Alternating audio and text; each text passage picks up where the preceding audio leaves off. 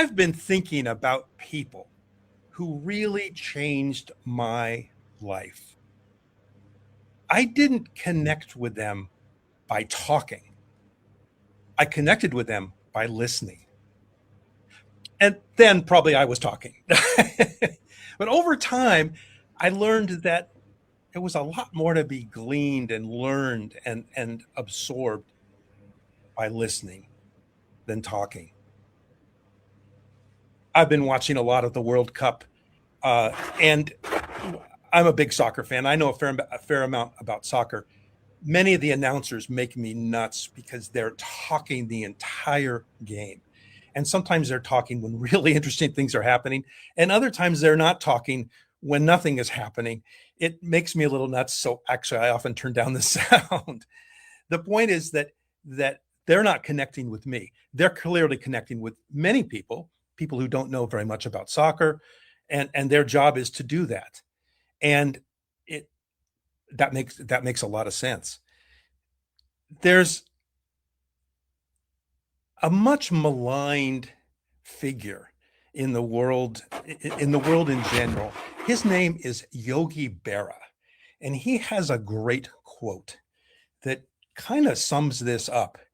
And this quote is one that's fairly famous. And he says it was impossible to get a conversation going. Everybody was talking too much. Now, Yogi Berra, again, was maligned and criticized because he misspoke and used, and it's funny, he misspoke, and they've given him all these words like malapropism and uh, malaphor for his speaking. He just didn't necessarily speak the way most of us understood things. But here's the key piece: if if when I became curious about what he was saying, I began to realize underneath the surface, a few layers in, if you will, there was some pretty good wisdom. It was impossible to get a conversation going. Everybody was talking too much. Well, a conversation, it comes from the words to turn together. Two people, maybe a few people. That makes a lot of sense. And if there's a whole bunch of people talking, there may or may not be conversations going on, and it's hard to know even where one could break in. So what Yogi is saying there is actually pretty profound. And however, if I wasn't curious to think about it a little bit more, to go a little bit deeper, who knows? I would have just dismissed that quote, like many people do, as, oh, Miss Yogi Berra saying funny things. Yogi Berra was a catcher for the New York Yankees back in the day, and an idol of mine as I was coming up. Of course, my favorite team was another team on the other coast, here in Southern California, the Dodgers. But I admired him as a catcher, and then later as a coach and a manager, and a very successful one with the Yankees and the Mets and a few other teams. Here's the key point. He had an eighth grade education. His parents were immigrants from Italy, grew up in St. Louis, and he got the nickname Yogi by one of his teammates on one of the teams because in between when he was batting or going out to play, he would sit with his arms and legs crossed and with a very stoic face, like a yogi from India. And that stuck. And it wasn't until just actually now I was curious enough to go in and find out that's how he got that name.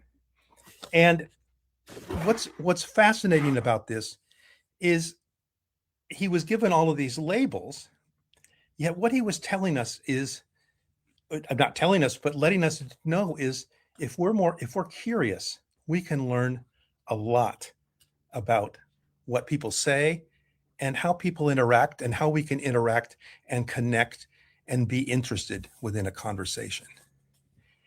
There are four particular ways to do that I just want to point out today. The first one, and really there are four words that say it, then I will unpack those a little bit. I'm wondering if maybe there'll be any questions or comments about that as we go. The The first, well, I'll just say them quickly first. They are why, what, how, and what if. If we introduce those words into a conversation and mean them, chances are the person that we're talking to is going to understand that we're interested, is going to pick up on that. Interestingly enough, curiosity comes from the word to care. So we're actually showing care. Now, if we're using those words and those things and we're like looking off into the distance, obviously there has to be a connection. But the point is that so often, many of us just let another person talk. And we may ask a question and seem to be interested, but the person doesn't feel it. Curiosity comes when there's something behind it. There actually is care in the question. So the question why, well, that might be an abrupt question. That might not be the first question one asks. One of the ways I ask the why question without using the word why is I will say, I wonder. And that kind of puts things back on me and lets the other person understand that I don't know, I'm wondering. And they might well be inclined to say, oh, I do that because, or something else. I've never asked that question and not received a response that wasn't interesting. And usually then triggered the next question, which maybe would be, so what's going on with that? Or how does that work? And my favorite one of all, which really moves the needle and has allowed me to really learn from significant people over a period of time, is what if? What if we were to think about that? Or what if we were to do this? What if, in the Yogi Berra quote, what if all those people are talking and he wanted to get a conversation started? What if he went over to one of those people and started a conversation or asked them a question? And or maybe the reporter that was hearing him make that quote, if he asked that reporter a question, we'll never know. Interesting how that works. Manya, do you have any thoughts about what I just laid out there? Any questions or things I can clarify? So we've got people replying and loving what you've been saying so far. I would Oh, like to wonderful. show you the hearts and the love that you've been receiving. Oh my gosh. Because Okay. virtually, I understand it feels like you're, talking to a blank screen, but we've been seeing great responses. I would love to understand what made you, pick this topic for today. Like, recently, have you come across someone where you realize that people are more focused on bringing their point forth and, not understanding what the other person is saying? Like, do we talk just to get heard and not listen, to hear others, if that makes sense? Yeah. Oh, I think we do, and I think some of it, Manya, you've just opened a chasm, not a crack or a chasm, but a canyon, I think. But let me just say, I think there's a lot of places to point fingers. I think one is that people have so much information with literally at their fingertips because all they have to do is scroll down their phone or whatever. And now sadly you can scroll forever. That's actually a thing. Forever scrolling apparently. I just saw that the other day. Kind of a scary thought. But the idea is that there's information or there's stuff everywhere we turn. And what I'm talking about here is not that. It's the unique experience that happens when we're connecting with another person or maybe a few people and having a meaningful conversation. And granted, that doesn't happen every day and it doesn't happen in every conversation. It doesn't make sense. I've had actually some really interesting conversations start though in situations that are I would say kind of mundane.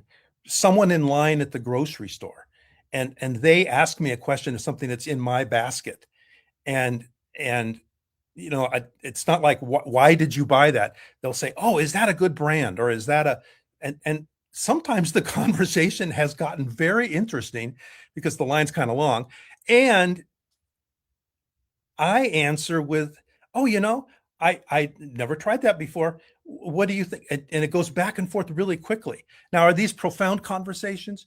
No, but they're not superficial either. And in some cases, I've actually made connections with people that have gone deeper and gone beyond. And it wasn't my intention necessarily. It happens when you're interested, when you're curious, and when you care. I think that's I think those are the key elements.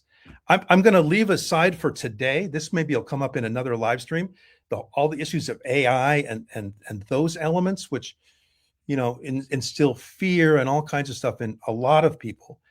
And um, that's another topic for another day. I just want to mention that because I think that's on many people's minds. I'm just going to look at the questions here since I can see them. And I appreciate everybody bearing with us today. This is my first live stream, and I'm so grateful to have my producer and co-host Manya with me, who's saving me from moment to moment. Let's see here. So Morris is asking, how have I been rewarded for being curious? That's a really wonderful question. In my first two careers in music, I was a performer and then had continued that, and then was teaching. And one of the things that I found as I was teaching, I initially taught exactly the way my teachers had taught me. And I learned pretty quickly that some of the things that my teachers taught me were terrific for me. They didn't necessarily work for everybody else. So I actually had to figure out a way to deal with some students and some of their problems. And there wasn't a book I could go to say how to solve this problem. Like, for example, if there were a medical issue, I found out, and I worked toward that by asking questions. And the question I found doing that was the most valuable of all wasn't the why, what, or how. It was, what if we try it this way? What if you start with your right hand? What if you began at this place and worked backwards in the music? All those kinds of things. And I began to realize that was really useful. And most importantly, it engaged the students. The students who were struggling or having problems would clamp onto that and really get involved. And they began then thinking themselves about that. And as we're learning a craft and a skill and an art of any sort, when we move into that place, that's when we are really moving into those levels of depth and ultimately mastery. Let's see what else. Manya, do you see one? I'm my screen right now is. Yeah, I loved how you explained this, and I have never heard of Yogi Berra before. You brought this up, and I've seen like some of his quotes are really funny, but this one sticks because of how it focuses on the communication aspect and having a conversation. And you explained in the beginning of the live stream as well, like what this word means and where it comes from, the whole etymology. I I want to know, what do you think that the meaning has diluted with time? Like, is it the generation? Like, would you say that the problem is with people not reading enough? Like, what is the cause? Why people are not curious? Why they are not having the conversations like they used to? Yeah, thank you. And you know what? You just remind me. I got tied up in my own thinking there, which is what happens to me when I'm talking and not listening. Good. Thank you for that. I think what happens is with all that information, people get satisfied really quickly. Or actually, I don't think I want to say satisfied. They get filled up really quickly with all that stuff and kind of forget about the reaching out or being available to to other people. And I would say that um, I think this for me. I've actually stopped. There's a couple things that I've stopped doing. I've stopped watching any of the network news shows or any of those things on television. I read about news when I'm in the mood to do that and when I want to. I found a long time ago, if I was watching that on TV, I could sit there for a long period of time and kind of just hypnotized by the television, if you will. Now, that doesn't mean that I can't have the same thing happen when I'm reading. I need to be careful about that. But I think that many people just just let things come in, let things happen, and and either have forgotten or aren't reminded or don't have a context in when into when they can respond, when they can participate. And I think in music for me, this was a a model that if one is going to play music, and if one is really going to listen to music, let's say, there's a certain commitment that has to happen. Now, it doesn't have to be a commitment like with a capital C and exclamation point. But if you're going to listen to a piece of music or your favorite song or your favorite band or uh, a live stream of somebody playing music, there's a time frame. You begin to feel that there's a place to connect and to move into. And when we're talking about doing that with other people, I found that there are the three tactics, if you will, that go along with the four why, what, how, and what if. And the three tactics are asking, wondering, and being curious. Now, one could say they're all the same. Yeah, but the thing is, the first piece that most people don't do is they don't ask a question, or they ask a question and the answer is simple or glib or whatever. But that's usually the first thing. The second, and my favorite place to be, is wondering. Wondering opens up possibilities. The person that you say, I wonder, they're now going to maybe wonder with me. They may wonder, or they may share then something that they don't normally share, but the question from wonder indicates, oh, this person is maybe a little different. And then finally, really diving into the curiosity, because at that point you've created a rapport with the person if you haven't already. And not only rapport, but they really feel connected. They really feel like you're interested. So when we look at this larger this larger structure, the key pieces, and if we just carry those forward from today, I think you'll find it useful. And you probably already do this, but just haven't been aware of it. Are you interested in what? Are you interested in why? Is there is there a why there? Is there a what there? How did that happen? How does it work? What if? There's a great saying, I believe it goes back to um, a gentleman named W. Clement Stone. Uh, we may want to find that small hinge that moves a really big door. We don't need to get to all the absolute material, all the absolute stuff. We just need to find a way in. And with a conversation with another person, that may be all you need, just a way in. And then we can listen, then we can participate, we can continue to be curious, we can already probably be in conversation, turned together. And you know what? Who knows what we may find out? And the key element is that we're engaged, we're listening, and we care. Loved it.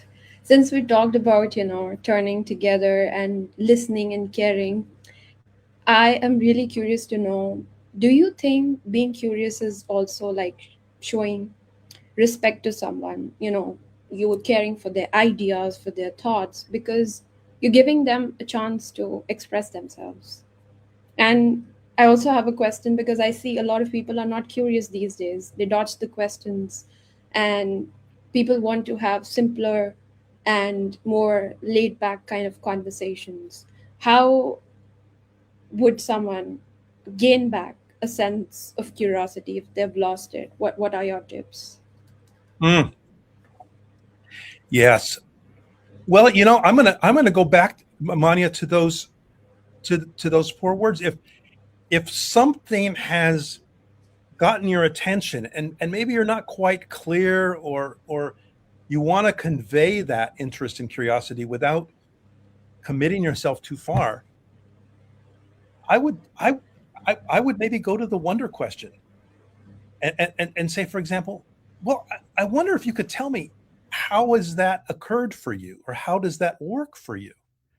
Now, if that's an inappropriate ask, the person will say, "Oh gosh, how many hours do you have?" Right? But the point is that they may dodge the question with that response, and they're also saying, "That's a really good question, and I'm not quite ready to go there yet." You know, this is really, I just thought of a way to say this. What we're talking about here is not opening a window all the way. It's just maybe opening the window a crack so some fresh air comes in, or a door, or whatever metaphor you like, but you're letting it be known that you'd be interested in something more. And the other person, given us an opening, they can choose it or not. If we fling a door open at somebody, that's a little, they might not want to step over the threshold. If we unlock the door and say, "Hey, by the way, the door's open," or whatever, the invitation is maybe a little more appropriate, and it's maybe a little more actionable. Lovely. We've got some comments here if you would like to take a look at them. Sure, So, yeah. Morris liked our question, my question, which was, why do people stop being curious? Thanks, Morris. And then we've got Sabine. She says she liked what you said.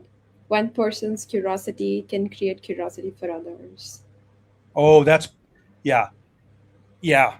I would agree. And you know what? I hope that no one felt, or at least if I gave you a sense that I was curing curiosity.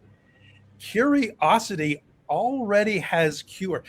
The word care, which curiosity comes from, cura, is also the root of cure. So if we're curious, we're more likely moving toward curing than the other way around.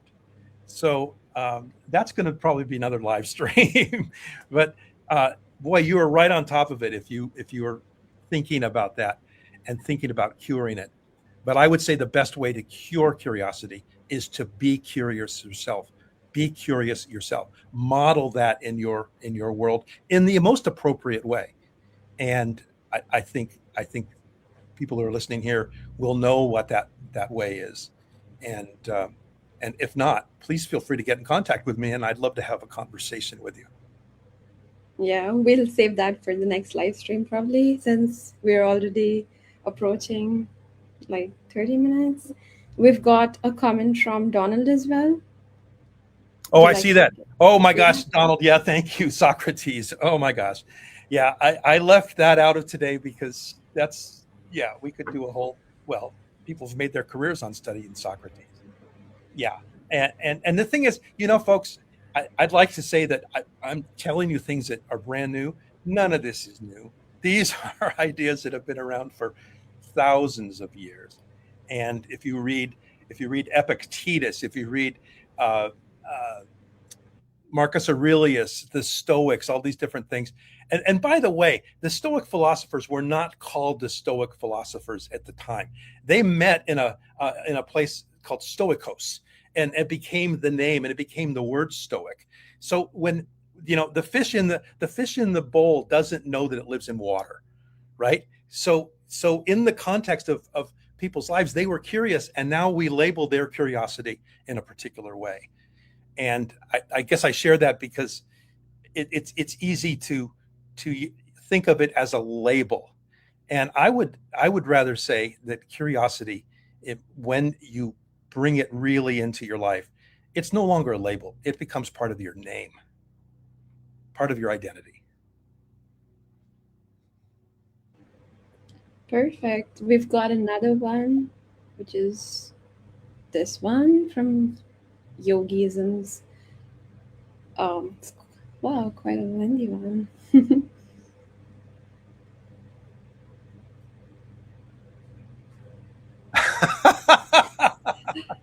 Yeah, yeah. Oh, there's so many. And back in the day, I read them as like they were jokes, like he was doing stand-up comedy and all that. And he probably to some degree was, because people laughed at what he said. But if you want to think about that, uh, I'm reading the rest of the comment.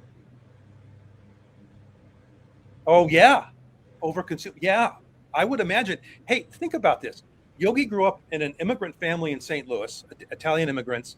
Uh, he got through the eighth grade. His parents, I don't know, I don't think they were educated, and so his upbringing. When he started playing baseball, that was his way, and he left school when he started playing baseball because he could actually saw that he could make a living playing baseball, and so I imagine maybe two pieces of pizza on his plate might have been what his meal for the day was, and his context was that. And again, that's going to be another live stream. My context in those pieces, but that's a great observation. Thank you so much for that. Thank you for answering that. Since we're going to be wrapping up soon, we've got another quote from Tony. Cool. Let's see. Yeah, Epictetus, one of my favorites, Tony. Absolutely. We are not troubled by things, but by the opinions we have about them. Oh my God. See, now I don't know. I know Tony. I didn't know that he knew and liked Epictetus. If you're curious about Epictetus, just Google him and read some of the things that he said hundreds of years ago. And you'll know that. However, think about them in the context of today. And in many cases, with maybe some different words and maybe a little different syntax, they they're profound. Marcus Aurelius, Epictetus. I'm going to forget important people because uh, my brain is kind of focused on other things at this moment. And guess what? If you're curious, if you wonder why, if you wonder what, if you wonder how, and what if I used Epictetus's words in a more modern setting, how would that land? I don't know. Give it a try.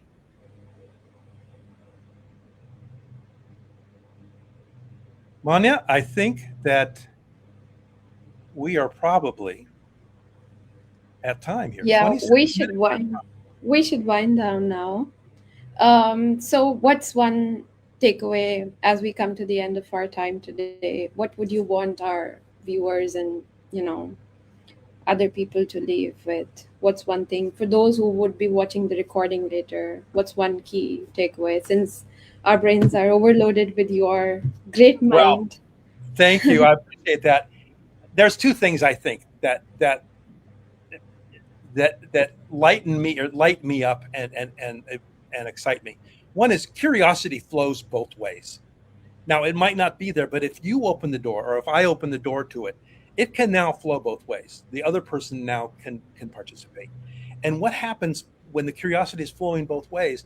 The care, the concern, and possibly cure, in one sense of the word, is flowing. And now a connection has been made that may not be made by any other any other way in our world. Uh, I'm thinking about that. There may be other ways, but that connection, curiosity flowing both ways. That's it. That lights me up. Perfect. Thank you. Thank you, Manya, And for keeping me sane and on target here. I appreciate I'm also learning with you, learning from the best. it. Hopefully, we'll be back with more enlightening ideas in the next live stream. Thanks to Next session. everyone who tuned in, and thank you, Eric, for having me as your co host. You are so welcome. And if anyone, I think they saw the or in Eric Forrester coaching at gmail.com. I'd love to hear from you and respond to you if you have any questions or further comments. Thanks for listening.